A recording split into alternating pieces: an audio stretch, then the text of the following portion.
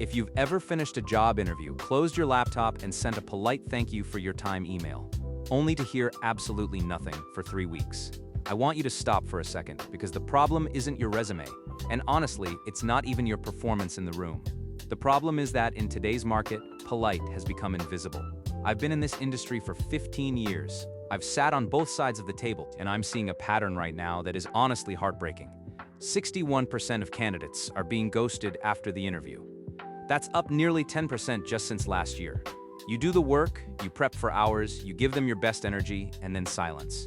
Here's the reality most people don't want to hear. Recruiters are drowning. They spend an average of 6 seconds, scanning an initial email. And when they see a subject line that says, "Thank you, your name," their brain registers it as optional noise. They archive it, they move on. Have you ever felt that sinking feeling of waiting for an email that never comes? Let that number sit for a second. 61%. If you're doing what the other 73% of people are doing, sending generic gratitude, you are choosing to be part of the noise. So, if the standard manners aren't working anymore, what are the 27% of candidates who actually get a response doing differently? The secret isn't being more polite, it's being more useful. I want you to stop sending thank you notes and start sending what I call a solution note. A solution note is a 3-sentence framework that shifts the focus from your past gratitude to their future ROI. We're moving from gratitude, which is low value for the recruiter, to contribution, which is high value. Here's the anatomy of those 3 sentences. Sentence 1. Reference a specific high-stakes problem they mentioned during the interview. Not a general one. The one that made the hiring manager lean forward. Sentence 2. Provide a micro-solution or a fresh perspective on that exact problem. This isn't a full project plan, it's a trial work sample delivered in 1 sentence. Sentence 3. Pivot to the next step by assuming the role of a consultant, not a supplicant. When you do this, you aren't asking for a job anymore, you're proving you've already started doing it. Data shows that personalized follow-ups like this drive 40% higher engagement. Now this is the part that changes everything. It sounds simple in theory, but I know what you're thinking. What does contribution actually look like when you're staring at a blank draft? Let's look at exactly how this works in the real world. I recently worked with a student who was a customer service lead trying to pivot into data analytics. She had 0 official experience. Instead of a thank you note, she sent this. "Hi Sarah, I was thinking about our conversation regarding the 12% drop in user retention you mentioned. Based on that, I did a quick audit of the feedback loops we discussed and identified 3 specific friction points in the onboarding flow that usually cause this. I'd love to walk you through how we could automate the tracking for those metrics so you have a real-time dashboard by the end of month 1. That's it. 3 sentences. She wasn't just grateful for the time, she was solving the hiring manager's headache. The result, she was hired within 48 hours. And here's the kicker. She secured a $22,000 salary jump. That's a 25% pay raise because she proved her value before she even signed the contract.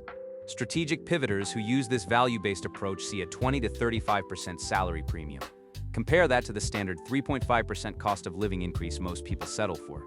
But what happens if the interview is a bit vague, or you feel like you don't have enough direct experience to offer a high-level solution? Let's talk about that.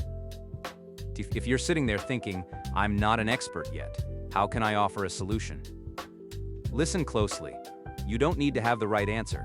You just need to show you're asking the right questions. Recruiters are focused on their own future problems. Candidates, unfortunately, are usually stuck focusing on their own past. There's a massive gap there. To bridge it, you need to find the hidden pain point.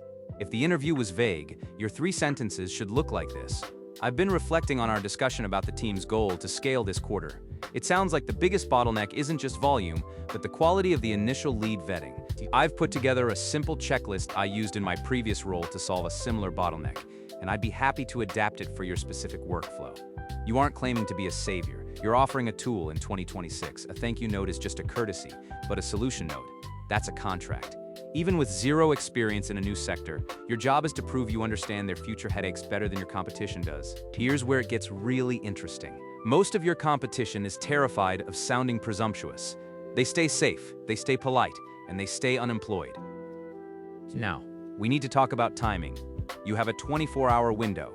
After 24 hours, the thermal energy of the interview dies. The hiring manager's brain moves on to the next problem, the next meeting, the next candidate. Your homework starts the second you leave that room. Don't wait until the next morning. Step 1. Within 1 hour of the interview, write down the 3 most painful things the manager mentioned. Step 2. Spend 30 minutes researching one of those things. Find a template, a study, or a logic framework that addresses it. Step 3. Draft those 3 sentences. Remember, the first follow-up email has a 40% higher reply rate than the initial application. This is your highest leverage moment in the entire hiring process.